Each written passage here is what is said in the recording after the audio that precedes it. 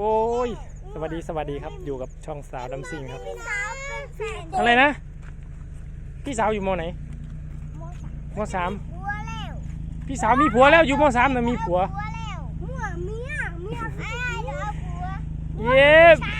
ผัวไม่ใช่วันนี้อยู่กับบ่อเสียกงสุนทุนเยอะอีกครับเนื่องจากไปขายข้าวมาแล้วก็ไปซื้อปุ๋ยมาครับเราไม่ยอมให้เสียเที่ยวครับ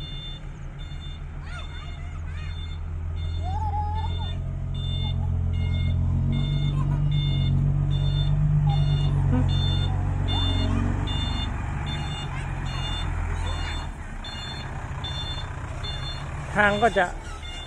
แห้งๆนะครับแห้งจนแข็งครับไม่มีติดหรอกจะดูให้ดูครับให้ดูบรรพบุรุษหลังนะครับนี่พอขนาดไฟ100ซุปเปอร์นะครับนี่โอ้100ธรรมดาครับไม่ใช่ซุปเปอร์ครับลำผิดครับลำผิดขออภัยในบางลีลานะครับแต่จานครอบก็ยังทำได้เนียนอยู่ครับเนียนกริบเลยนะเจอบรรพบุรุษหลังเข้าไปครับฮับเละเลย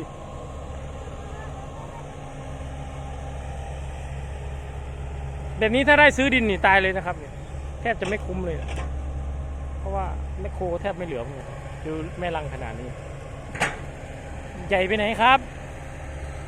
รุ่นนี้มันต้องเจอไดนาไมต์นะครับบดให้เป็นผุยผงเลยดูรถหล่อแล้วต่อครับ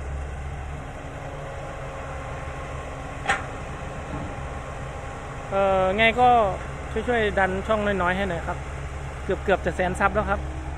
ก็ขอบคุณพี่น้องทุกคนนะครับที่เสียสละเข้ามาดูคลิปอาจจะมีไร้สาระบ้างมีสาระบ้างบทบ้างก็เราก็ทำตามสไตล์ของเรานะครับเพราะว่าเราไม่มีจุดเด่นจุดขายเหมือนเขาครับรถเราไม่สวยไม่หล่อครับใจจริงก็อยากทำให้สวยให้หล่อเหมือนเขาแหละครับแต่มันเรียงลำดับความจำเป็นครับนี่มันเยอะครับ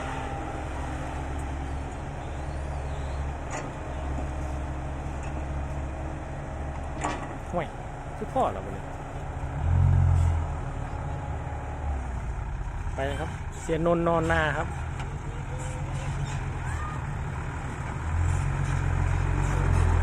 ไม่ได้ออกแรงเลยครับว่าดินมันแห้งเกินครับ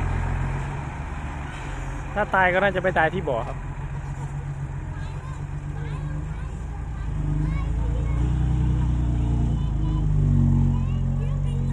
ไปแล้วช่วงนี้วิ่งทางไกลหน่อยครับเพราะว่ารถต้องห่างหน่อย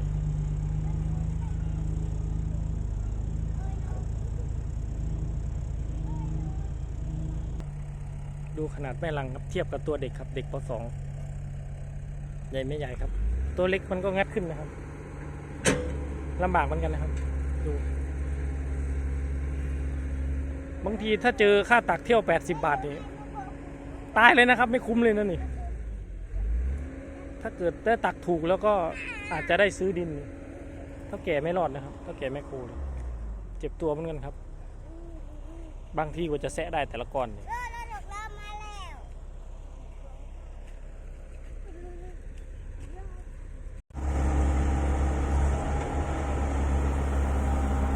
วันนี้เราไปเจอเล่น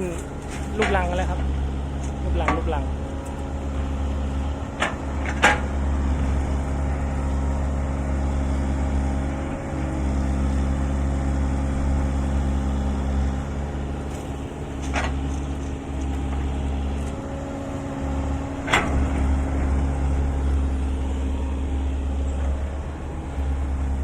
เจออย่างนี้ขุดง่ายครับถ้าเจออย่างนี้นะไม่อยากจะพูดเลย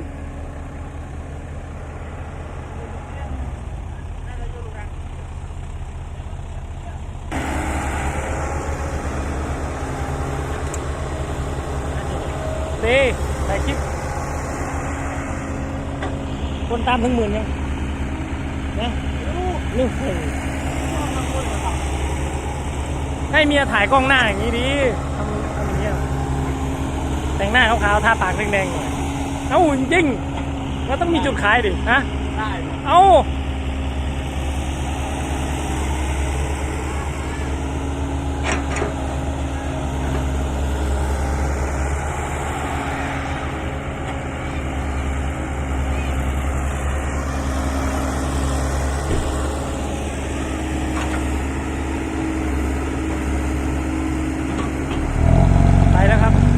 จะกลับบ้านครับเสียบอยครับ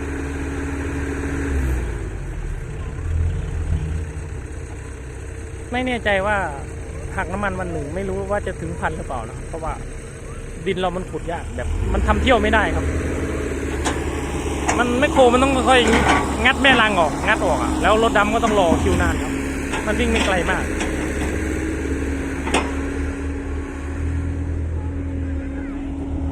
เลิกยัง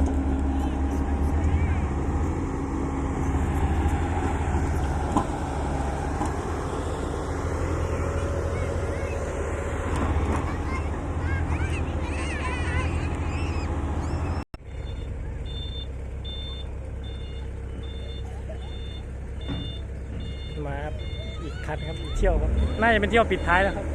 เพราะว่าตอนนี้ก็5:30แล้วครับ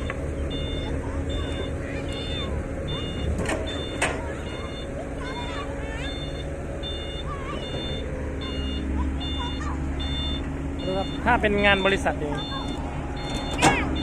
คนขับลงจากรถแล้วนะครับถ้าเป็นงานบริษัทอันนี้เราอยู่แบบพี่แบบน้องครับสบายครับ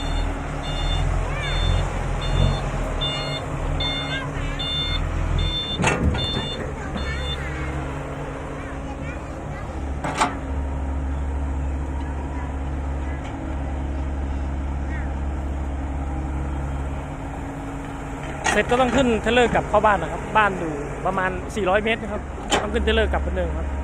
เพราะว่าไม่มีใครนอนเฝ้าบ่อทำงานที่บ้านตัวเอง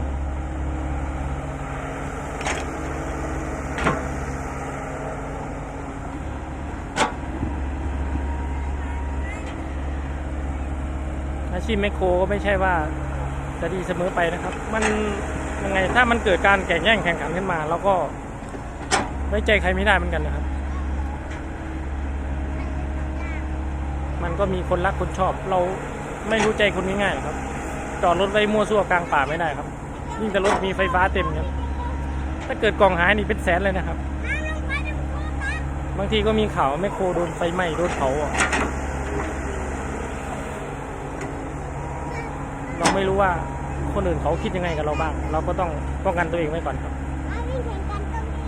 อาชีพแบบนี้เชื่อเลยครับมันต้องเกิดการแข่งแย่งตัดราคางานกันแน่นอนครับแข่งขันกันแน่นอนครับยังไงครับอย่าคิดว่าจะปลอดภัยครับวิ่งดินเหมือนกันครับเราดูเหมือนเราไม่มีศัตรูใครแล้วแต่ท่อแป๊ดฝุ่นในกลางบ้านนี่ระวังเลยครับก็ตปนะครับไม่ใช่อะไรนะครับตปนี่ไม่ใช่คำย่อนะครับตาปูเลยครับโดนเหยียบไม่รู้เรื่องนะครับ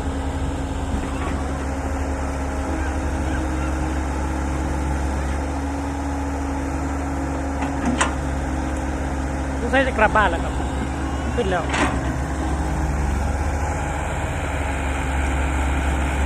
น่าจะขึ้นเทเลอร์กลับบ้านนะ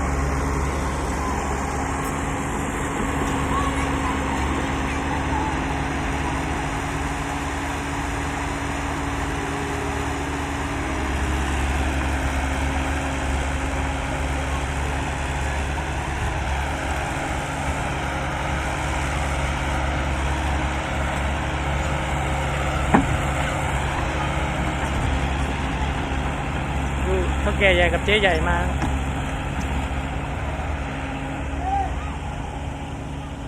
เสียศูนย์เหมือนเด็กส่งน้ำมันเลยครับเสียศูนย์นี่ต้องเคลียร์ลิงน้ำมันแม่คลิปก็ต้องดูแลเรื่องกับข้าวครับแล้วก็เรื่องการเงินมันไม่ใช่ว่าจะทำคนเดียวได้นะครับมีแมคโครไม่เหมือนรถดำนะครับรถดำมาคนเดียวก็ได้เมียก็เหมือนมานอนตากแอร์เล่นก็ได้สบายครับ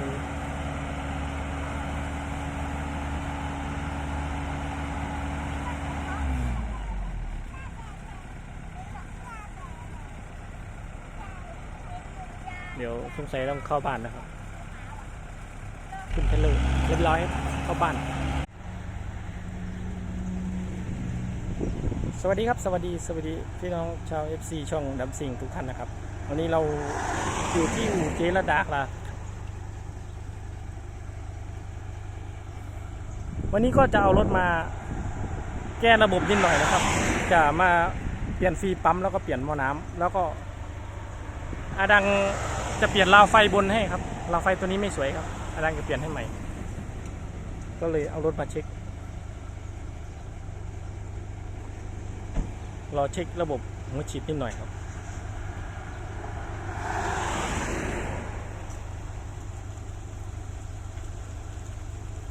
ก็เจ๊เอาจนให้ถูกใจครับถ้าไม่ถูกใจเจ๊ก็ให้เอากลับมาครับ